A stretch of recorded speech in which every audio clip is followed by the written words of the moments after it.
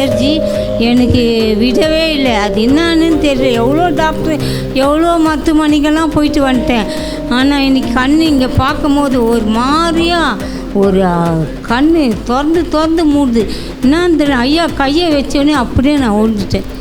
ஆண்டவருக்கு கோடியான நன்றி. கர்த்தருடைய நாமத்துக்கு ஸ்தோத்திரம். நேற்று ப்ரேயர் பண்ணிவிட்டு எங்கள் தங்கச்சாண்டை சொல்லிட்டு போனேன், சி குப்பையோட கேவலமாக்குறோம், நம்ம உடம்புல எல்லாம் வந்து போகுது ஆனால் சொல்லிவிட்டு நான் போகிறேன். நைட்டு போனேன், எனக்கு இந்த சோல்டெல்லாம் வலி எடுத்துக்கிச்சு. சுஜி என்னான்னு தெரில, இப்போ தான் சொல்லின்னு வந்தேன், இந்த சோல்டு ஒரு மாதிரி வலிக்குது. என்ன இப்போ தான் சொன்னேன்னுச்சு, தெரில சுஜி, நாளைக்கு வா பௌர்ணமி ஜபத்துக்கு போகலாம், நீ பாஸ்டர்கிட்ட சொல்லு. நான் சொல்லவே இல்லை, எதுவுமே இல்லை. ஐயா கையை வச்சு ஜெபம் பண்ணார். என்னவோ என் உடம்புலேருந்து என்னை விட்டு ஓடின மாரி இருந்தது. ரெண்டு காலம் ரொம்ப வலியாக இருந்தது. ஐயா தொட்டு ஜெபிச்சு எப்போது இந்த வலியெல்லாம் போயிடுச்சு, கால் வலியெல்லாம். ஏசு ஆண்டவர் கோடான கோடி நன்றி. ஏசப்பா நாமத்துக்கு ஸ்தோத்திரம். கண்ணு வலி, நடுமுதெல்லாம் வலிச்சுது. இங்கே வந்து ஆண்டவர் சப்போர்ட்.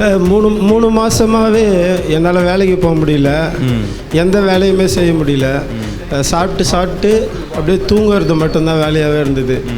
எந்த வேலையுமே செய்ய முடியல. காலேஜுக்கு போனாலும் அப்படியே மயங்கி தூக்கம்தான் வரும், அங்கேயும் திட்டு வாங்குவேன்.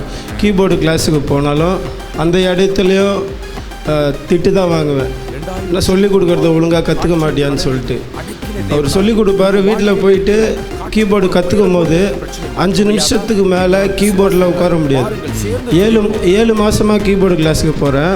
7 மாதத்தில் 1 மணி நேரம் கீபோர்டில் உட்கார்ந்ததே இல்லை.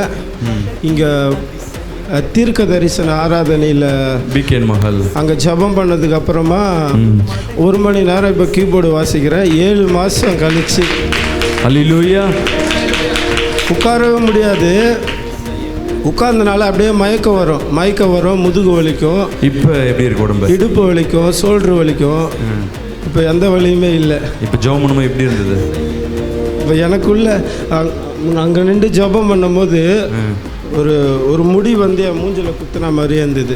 யாரோ ஏதோ ஒரு முடி படுற மாதிரி. நான் கண்ணு திறந்து பார்த்தேன். பார்க்கும்போது யாருமே இல்லை.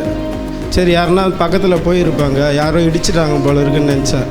மறுபடியும் 3 டைம் அதே மாதிரி வந்ததுக்கு அப்புறமா ஆண்டவர் எனக்கு சுகம் கொடுத்துட்டாரு, எனக்கு பலன் வந்துச்சுன்னு சொல்லிட்டு உற்சாகமாக இது பண்ண.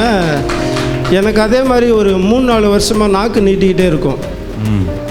தன்னையே அறியாமல் நாக்கு நீட்டுவேன். இப்போ கூட பைக்கில் வரும்போது நாக்கு நீட்டிக்கிட்டே இருப்பேன்.